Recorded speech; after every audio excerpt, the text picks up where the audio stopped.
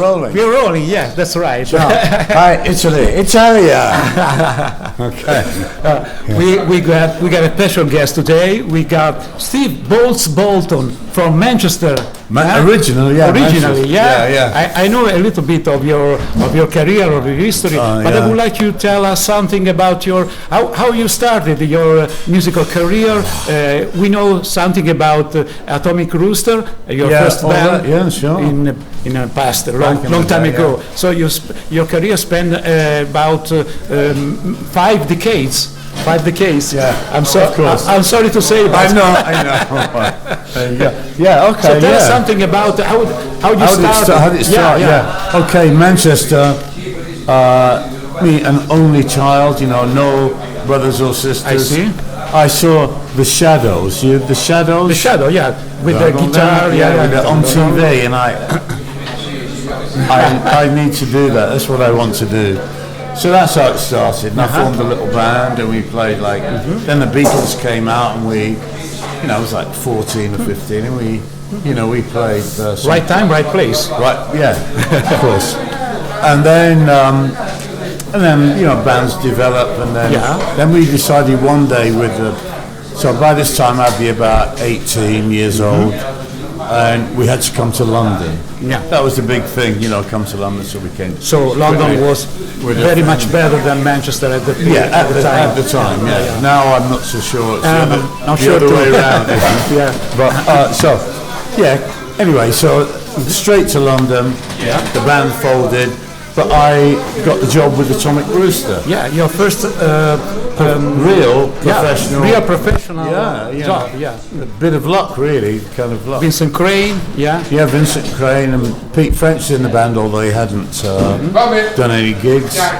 And Carl Palmer wasn't there. At the period. Rick Parnell, and I quickly learned. I was a rhythm player. I quickly learned some lead licks, and I got the job. Yeah. It was a miracle. It's a miracle. The first one, because you got other big job in the next future after this. Yeah. See, so then Atomic Rooster, 18 months, Chris Farlow. Then I left, and I started on my journey. Because I was young, I had itchy feet. I didn't want to stay in the same band for years. And I moved on. And then, so then I guess really through the 70s, I played in a few bands, that were pretty cool in London. And then in the early 80s, Paul Young, yeah. Paul had recorded most of No Parley, which was his big record. Yeah, big selling record. Yeah, I got the phone call, but it wasn't quite complete. And I got the phone call because they didn't want a guitar player. No guitar player. It was the 80s. Yes, the 80s. The scenes, the synthesizer and stuff like that. Yeah. So I got a phone call. We think we need a guitar player. Would you come up? And I knew the producer. So I had rehearsal. Paul went, fantastic. Yeah. He said, do it. Have you got any songs? How did you find yourself with this type of music? Completely different from Atomic Rooster, of course. Yeah, it wasn't prog rock or stuff like that. No, you've got to remember that at the time of Atomic Rooster, 71, 72. Yeah. And then I played with this Irish guy who played electric violin. The Mahavishnu Orchestra came out, and we were listening to that, and so this band, with guitar and violin lines weaving. And then of course I was into bands like Yes, early Yes, and but also Humble Pie. Yeah, Humble Pie. I like Steve Marriott. So because I'm a big fan. I heard that guitar, and I had to get a guitar like that, And I remember seeing Humble Pie. So it's like bands like Humble Pie, Mountain, that's in the West, all that sort of stuff. But then at that time came punk rock. Yeah. So punk rock. 77. 77, and me, I thought it was fantastic. not everything, but the Sex Pistols, that first album, is one of the great albums of our time. You know, so bouncing through musical history. Yeah, I see. You got like you could have like you got like the Beatles and the Sex Pistols. Really, Totally different. A breakout. Totally. But still artistic. That first album, fuck this and fuck that. Fuck, you know, I'm like, this is great. Yeah. But all my friends, this is shit. That's typical. I said, no, this is not shit. This is great. Yeah. And then there were all these other bands in the punk rock. Because the attitude counts. Yeah, the attitude matters. And I'm into Captain Beefheart, and I heard in Johnny Rotten, I heard influences of people like Captain Beefheart, and then I found out later that he was into that. Trackmaster Replica, as was Joe Strummer. They were all into yeah, of course, yes. So all that sort of stuff. So I took all this sort of stuff. So you live through all this, and you get all these influences. In your, to me that's normal. Yeah. You know, and then so that's cool. Yeah. So even now, you know, I mean, Iggy Pop and the Stooges. Yeah. All that great for me. Yeah, sure. But I still listen to, you know, I did listen to them at the same time, obviously, and Captain Beefheart and Sly and the Family Stone, big influence. You know, so all this stuff. Funky stuff too. Yes. Yeah. So and then I got a lot of work playing funky rhythm guitar. Yeah. And it was a time of. Excuse me. You are much more a player into rhythm guitar or lead guitar. Right. So I started off. I wanted to be a rhythm guitar player. It wasn't. Oh, you play rhythm. I wanted to be a rhythm guitar player because everyone usually wants to be the star, right? So the lead guitar. So I got all that shit together. Yeah. And then when I joined Atomic Rooster, I was like, whoa, now I have to play lead guitar. So in 24 hours, I practiced lead licks, and that's how I got it. But you met the first, maybe the biggest rhythm guitar player of the world. I mean, Pete Townsend. Yeah, absolutely. So, well, that's how I got that job because. And then the Paul Young Band and stuff. Yeah. But the Paul Young Band was great with Pino Palladino. Best player. It was amazing. It was a fantastic band. Yeah, sure. So I got to, and Paul said when he heard me play rhythm, that's what did it because I had that. Sure. You know, the stuff like Chic, and I did all that. You know, I did, and the crazy lead. So So if I'm in a band, I like a three-piece because I don't like another guitar player. I see. To me, why would I want another guitar player in the band? You know, because I do everything. Yeah, and then the Paul Young Band, and then I left after 2 years to do my own music, and then he asked me back. I joined back, and then I got the phone call from Pete Townsend. Yeah, this famous phone call that I have heard that was like a shock for you. It was a shock. You know. Actually, I was doing some demos of my music with Pino on bass, and we were in my car driving from Surrey back to London, and Pino said to me, he said, I was with Pete Townsend he was working on White City album. He said, he was asking about you. I said, like, what? What? Are you joking? Yeah. And he said, he's a really big fan of yours. So I pulled the car over, switched the engine up. I said, what? He said, yeah. He got on the desk in front of the people and started copying my moves. Wow. I said, wow.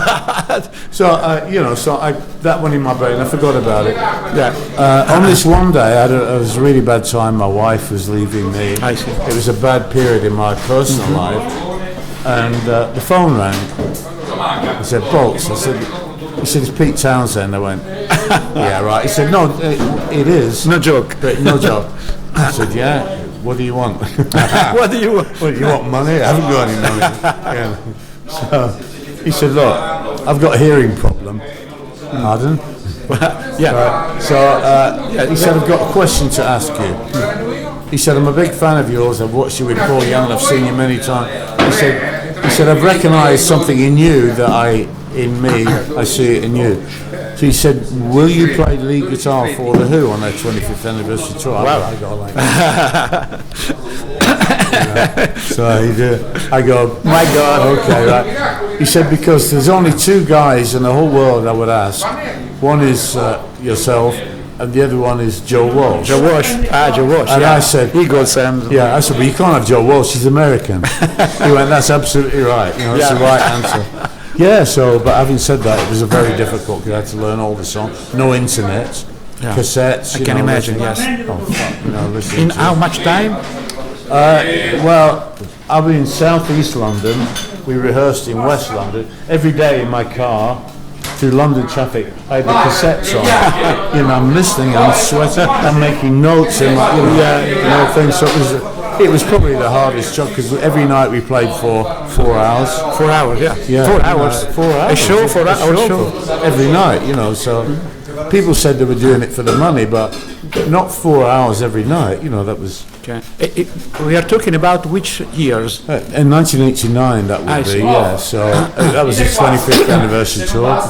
Yes, I did that. It was great fun. I was telling so many stories, but I can't tell here. This is, I think, a huge experience, the experience of life. Well, because I saw The Who. Yeah. I saw The Who many times, and you never think one day, that's a crazy question. Yeah. But it's a crazy thought. It didn't come through.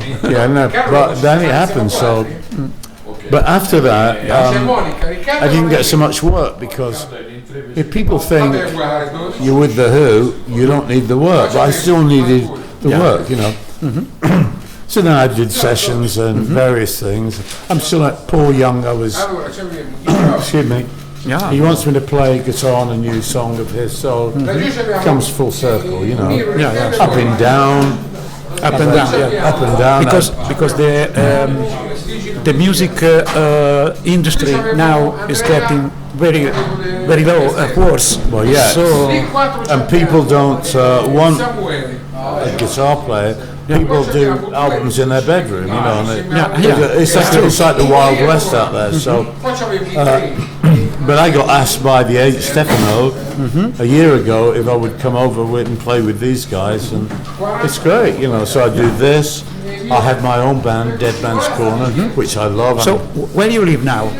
I live on the south coast of in Kent.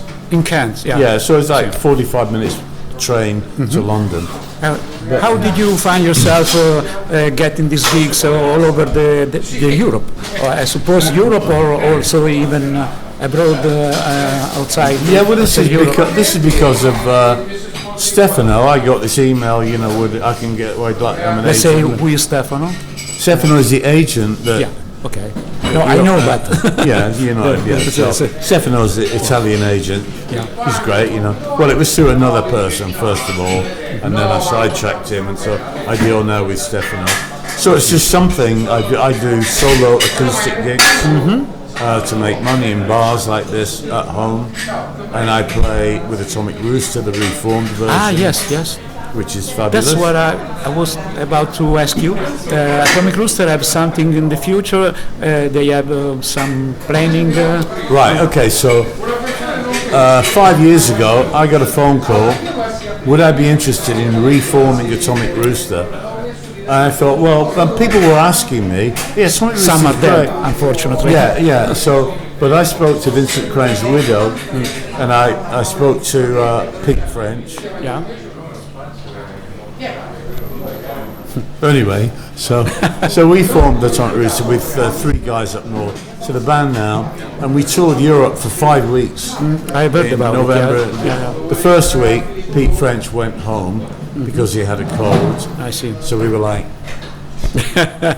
and the organist Adrian, fantastic singer. So you don't get along very much with him. Well, so now he's. I suppose. Yes. So now Atomic Rooster is organ and vocals, me, bass and drums. So we're coming over to Europe in July. I think by Stefano will bring us over and we play, clubs and. Because I think there are many people, not young probably, but many people that remember this name, this big band, because prog rock, especially here in Italy, are very much appreciated. So, I think Atomic Rooster, I wouldn't call it prog rock, I'd call it more like, it's like gothic rock. That's what I like. It's a bit like Edgar Allan Poe, you know, it's a bit dark and... See, it's true. Especially that walks behind you. All that. So, with Pete French singing, about a couple of years ago, I said to my wife, I said, this music really, I think it's affecting me, I don't like. But now, now Pete's gone, he's taken a whole different life, and I'm actually enjoying it because I'm thinking of it in a kind of a gothic way, you know, like Edgar Allan Poe, you know. And we're now with Pete French. He wasn't embracing he would only do songs from the album that he sang. He wouldn't do anything that I wrote or anything, you know. But now we're in between Adrian, the organist, and myself. We're writing new songs, and we're going to do a new album this year. Watch out! So that's the plan. Yeah, be sure. And please check out my band, Dead Man's Corner. Yeah. Go to my website, steveboltz.co.uk. Oh, wow. you said everything, so you can say also bye to the American guy that are checking my channel and my viewers. I better go and set the gear up now. It's not all fun and games, you know. Okay, ciao. Thank you very much. Thank you. You're welcome. Bye-bye.